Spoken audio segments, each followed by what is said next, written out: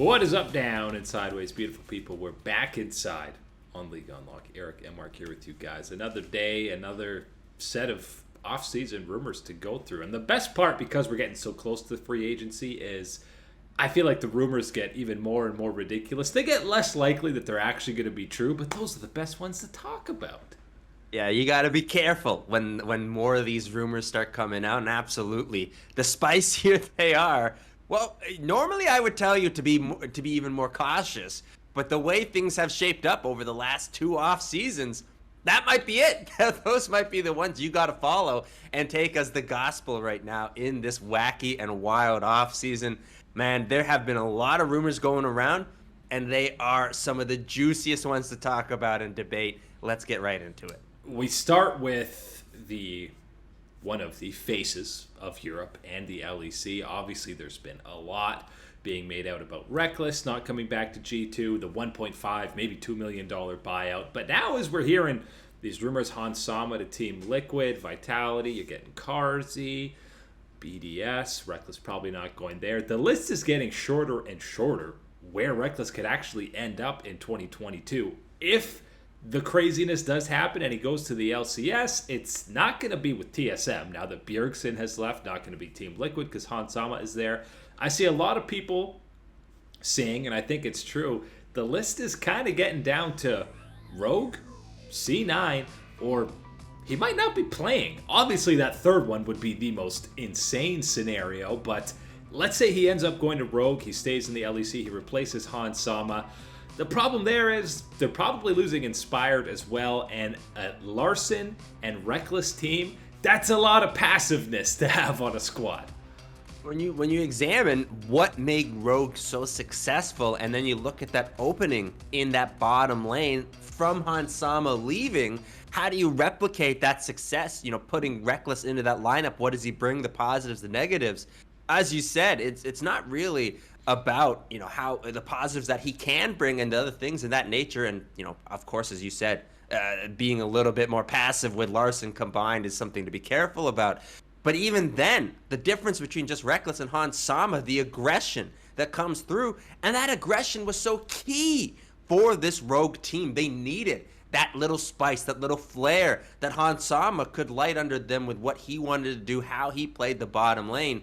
Rekkles is a very different player to that. As far as what his capabilities are, I think a lot of people are disrespecting not only what he's done throughout his career, but this past year, and confusing G2's disappointment with Rekkles' performance. Because if you go back to the spring split and summer even as well, individually, the numbers are all there for Rekkles, and still are saying that he is a top level performer at this position.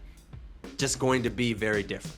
And, you know, it's going to be a combination where he ends up, or if he doesn't end up on a team. It's a combination of teams not wanting to pay $1.5 to $2 million for the buyout. And if it is going to be maybe a middle tier team, not a main contender in the LEC, they're even less compelled to probably be sending that much money. And is Rekkles going to want to play on a 6th place team in EU at this point in his career? Absolutely. You start evaluating whether your efforts are worth it to invest into trying to convince Rekkles onto your organization. Because as you said, anybody is paying that $1.5-2 million buyout fee in the first place. And then you're doing your contract negotiation on top of that. And if you are one of those 5th place, 6th place teams, you're looking at that type of investment of not only your time, your resources, your efforts, everything. And then, of course, even more so, the bottom line, the almighty dollars that you would have to invest. And you're right. A lot of them, it doesn't weigh out into that net positive for these teams. And that's simply the way that things have gone in this free agency market, having teams fill up those prime spots they're willing to spend on, and Rekkles is still on the sidelines. And that's where you talk about, you know, being in this contract jail where you have this buyout that other teams don't want, but the team that you're contracted to doesn't want you to play for them. And I don't know, we don't know the full details of what these contracts are, but that's when you need, and what you have in pro sports is, well, then if he's not playing, but he's still under G2's contract, Ocelot and the boys got to be paying his money. Even if you're not starting him, he's still under contract. No other team wants him. Then that makes you say, okay, maybe we'll bring the buyout down a little bit, or we'll pay some of it to kind of entice you to go to another squad. Because if the Rogue thing doesn't work out and Rekkles does want to go to the LCS, the only team I think you're kind of left talking about that can be a title contender is probably Cloud9. Absolutely, and it is one of those situations where you examine it, and you got to have, not any boot type of kissing type of situation, but you got to know that yes, these organizations that pay to acquire these players, that make that commitment in the first place, there has to be something for them. And having Rekkles still under contract, of course, this is all by the books for G2. That doesn't mean it can't leave a sour taste in the community's mouth when you look at this type of situation, and to have a player like Rekkles most likely being negated because of some type of buyout, dissuading teams from wanting to invest. And I've heard some rumors that now Cloud9 has also reached out to Niski from Fnatic, coming back to his time on Cloud9. And honestly, if C9 puts together a roster that's Fudge, Blabber, Niski, Rekkles, and then Vulcan, maybe Mickey. I know the Mickey thing has kind of died. Let's say it's Vulcan staying there. That's still a pretty damn solid roster. And you talk about Niski's play style versus somebody like Larson on Rogue. I feel like that's much better suited for Rekkles to play alongside. That would be, and it certainly is an interesting team to examine, putting him in that spot in the transition away from Perks, right? That was the very first one, was going from Niski to Perks, and now from Perks to Niski is that rumor. What that type of transition would mean for Cloud9, I think Niski showed himself pretty well with Fnatic and what he can offer. It's not going to be at that ultimately high level like Perks. I don't think that is a fair comparison. But what Niski can offer certainly does push on to that elite type of territory. He's just, I think, that little notch below sometimes. He can provide quite a bit, and he absolutely has had his success in the LCS. That would be an interesting combination to bring him alongside Rekkles for C9. Niski's that rare combination in this era of mid laner where he's always team first, always willing to sacrifice, give up resources to his side lanes. That could be a great opportunity for Fudge to be getting even more attention on the squad, which he absolutely deserves based on how the end of 2021 played out. So lots of possibilities and not many knowns yet for this Cloud9 roster coming to the next year. But yeah, it would be absolutely insane if we were talking about Rekkles not being on a team at all in 2022, which is something we might be talking about for JENSEN over in North America after all this Bjergsen coming over to take his spot for Team Liquid. We were thinking maybe JENSEN will go back to Cloud9. Maybe JENSEN will go to EG. But you heard it from JENSEN himself on his stream that there's a possibility that he's not going to be playing in 2022. He doesn't want to retire, but at the very least, the spring split, he might just not have the offer he's looking for. And to me, that would be a huge missed opportunity from the LCS organizations. That's where the mistake lies in, not in going, oh man, you're so picky, you don't want to join in on a blah, blah, blah type of situation, looking at JENSEN sitting on the sidelines. It would be about the LCS teams missing out on this opportunity to acquire a player like JENSEN for your organization, what he can bring. Obviously, not only on the Rift, but we are talking about someone that counts as an NA resident, has been here all this time, performs well internationally. These are all things that we don't... That's a short list in the LCS. It's a non-existent list in the LCS, really, even when we're talking about the Burger King Bjergsen. That is what JENSEN can bring. And to look at this picture of the LCS and understanding which roles are filled and whatnot, you're looking at playoff caliber teams and the type of investment that you could make to bring JENSEN in and what that changes for the trajectory of your team and how you can build around it. I'm flabbergasted that we are hearing about this type of situation. I can understand JENSEN wanting to pick and choose the right situation if that's what it more or less was. But it seems to be more about opportunity, not being presented enough to JENSEN is what I'm getting from this situation. And to me, that is a mistake on LCS teams. And, EG and Cloud9 were kind of the teams that we had pegged as potential landing spots for him. Could still come true. It seems like the EG one now might be more likely if either of them. I'll tell you what, if you're going to a Bizarro world, the only thing weirder than seeing Bjergsen in a Team Liquid jersey would be JENSEN in a TSM jersey. Ooh! Oh, I know. That really would shake up the timeline quite a bit. Man, what a type of timeline that would be to be in. That would all of a sudden change what you would expect from TSM and how they would go. I don't think TSM is going to take that big of a dive in quite yet. I don't think JENSEN could stomach playing for the team that stole so many LCS titles from him, whether, on Cloud9 and even the rivalry on Team Liquid. That has been enemy number one for JENSEN throughout his entire career. Can't see him ending up playing there. But much like Rekkles, I really hope we're seeing him on a squad. And if the only offer he's getting is something from CLG, then you know what? It might be best for you to just sit out a split, JENSEN, before all these teams quickly realize, oh, wow, yeah, we could have probably used him. Yeah, it's one of those ones where, look, if that's the case, JENSEN steps in, and I've got no doubts that he would perform even in that type of role and environment. You would have a lot of LCS teams going, oh, I can't believe we passed up on this. That could be one of those situations, but if your mental health is the important thing, maybe staying away from a CLG could help. I hear streaming can be pretty peaceful, something like that. Yeah, like these LCS teams don't have 6+ years of this guy being one of the best mid laners in the entire league. Craziness if he's not getting on a team. These next chunk of rumors in the LCK and LPL, I got to do a double preface for these ones because I think these ones are extra out there, I'll call it. These are getting less and less likely to actually come through. They're the craziest ones, but those are the ones that you want to talk about. Those are the most exciting because we know there are a ton of free agents, especially in the mid lane, coming out of both the LPL and the LCK heading into next year. We've got some Korean sources that are, these are again rumors, nothing close to confirm because they are absolutely insane. We start with the World Finals. Dom one. We know Canyon and SHOWMAKER are both free agents coming into this year. We've got a little bit of rumor that they might be going, both of them, the pair of them, to Fun plus Phoenix, which, them going as a package deal, any team that gets them as a package deal, you won the offseason. I want to know when you won the lottery at the first place to get enough cash to acquire both Canyon and SHOWMAKER in one go. That is one hell of a rumor.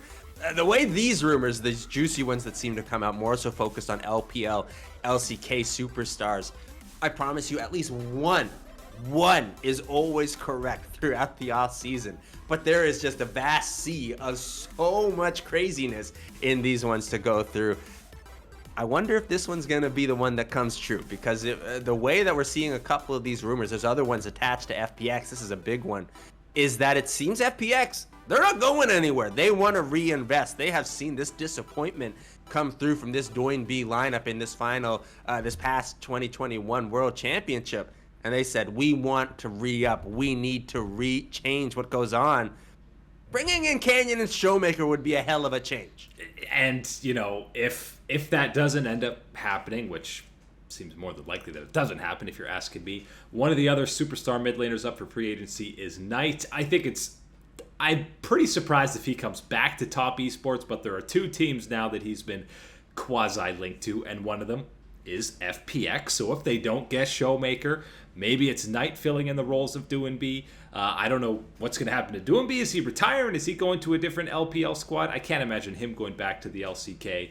The other team also for Knight is potentially RNG. That sounds pretty good. Yes, please. That's the one. Anybody that has any type of interest in RNG, any of the players, the organization, what they have done for the LPL, you are screaming at the top of your lungs to get Knight on this team. That type of power player, that type of upgrade, you wanted even the slightest bits of upgrade or progression from someone like Cryan heading towards next year for your hopes of an RNG championship. Knight is a hell of an upgrade. That's you're just skipping a couple tiers if you go right up to Knight there. But listen, even if these rumors don't come true, the fact that Knight and SHOWMAKER are both linked to FPX makes me think, regardless of what happens this offseason, FPX is looking to spend some dough. They clearly understand that we want to be a power player in the LPL. What does that involve? That involves powering up the ATM and pulling out a lot of cash to make these arrangements.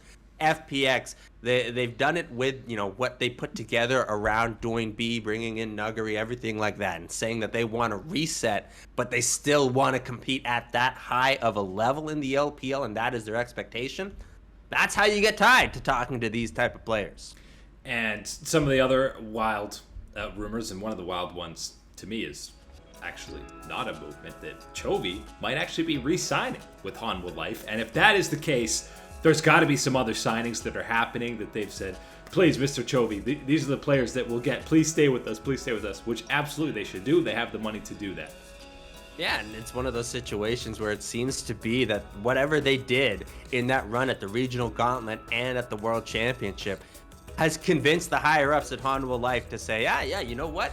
Loosening up the purse strings, bringing in these type of players, paying them this type of money could be worth it for us. You better believe that they better loosen up those purse strings a little bit extra to make sure they're signing Chovy back to the team. And that should, of course, be priority number one for Hanwha Life. More FPX rumors. We've had Nuggery linked to T1, kind of. Now it's sounding like there's two other teams in the LCK. One of them is one we've talked about. That is Nongshim or Gen G. I think Nuggery slotting into either of those squads sounds pretty good to me.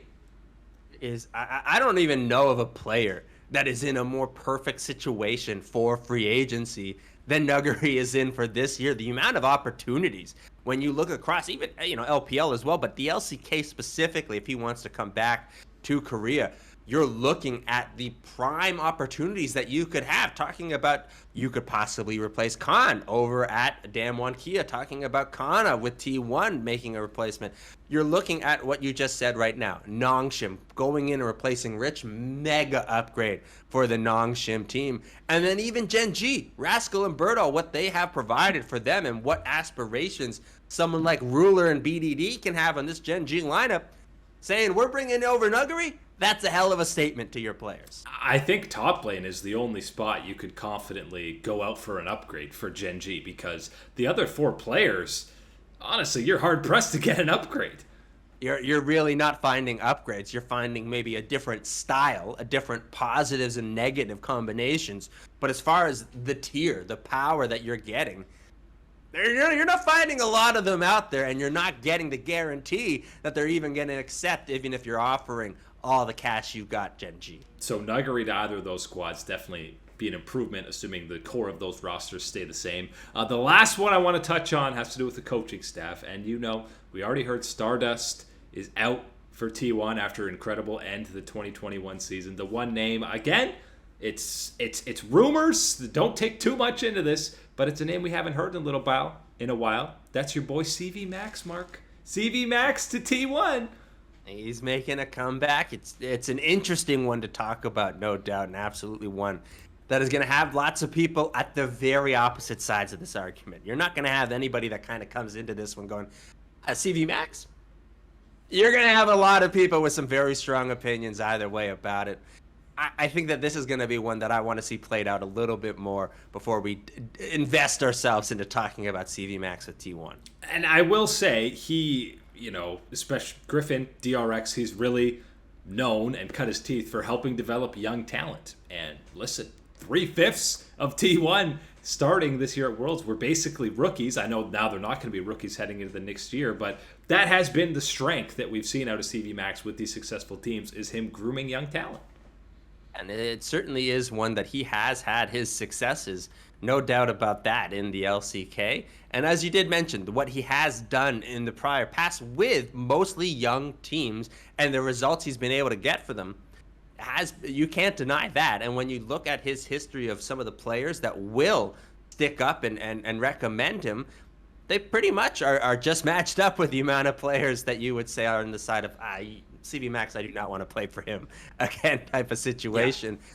So it isn't clear cut all the way through with this type of situation, but absolutely one that is going to be interesting to see played out, because Stardust, I think, did have a bigger effect than a lot of people would have thought on this T1 lineup and on those rookies specifically, and how well they were able to grow and play throughout that split when they seemed to finally settle in on that starting lineup. Going to be very difficult to find that exact replacement for T1. Being the head coach of T1 is probably the most difficult coaching job in League of Legends because there's so many expectations. There's so many fans that are constantly criticizing your draft. As soon as there's a bad draft, the players don't matter. That coach is an idiot. I can't believe he drafted that. And CV Max has had his fair share of criticism drafting with both DRX and Griffin. So he would be under an even bigger microscope under T1. And you better believe that it is the #1 hardest coaching job. The only other one that I could think of that would be in that situation, probably TSM is the only one that you're going to And get. the expectations for T1 versus TSM...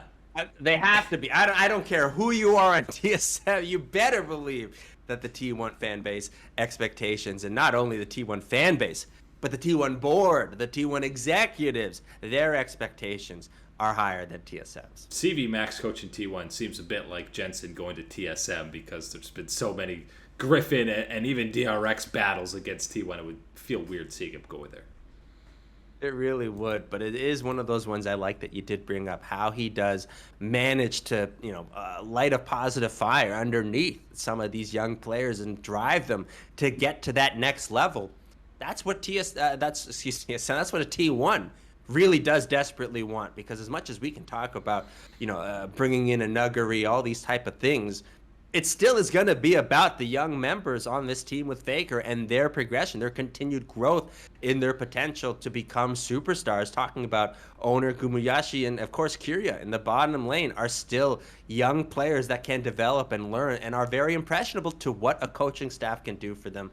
Going to be an extremely interesting replacement for T1. Yeah, and even though, his time on DRX was kind of cut short when Kyria was coming there is that experience as well. CV Max working with Kyria a little bit. But either way, Faker and the kids, whatever head coach ends up being T1 next year, Faker could and should have a very integral say on who is going to be the coaching staff for that squad. So if it is CV Max, Faker is probably there writing a check mark saying, yeah, that's okay, we can go with that. But these rumors only get tastier as we get closer to free agency opening up. But that is it today for League Unlock. Eric and Mark here with you guys. Thanks for hanging out with us, and we will catch you on that flippity flip.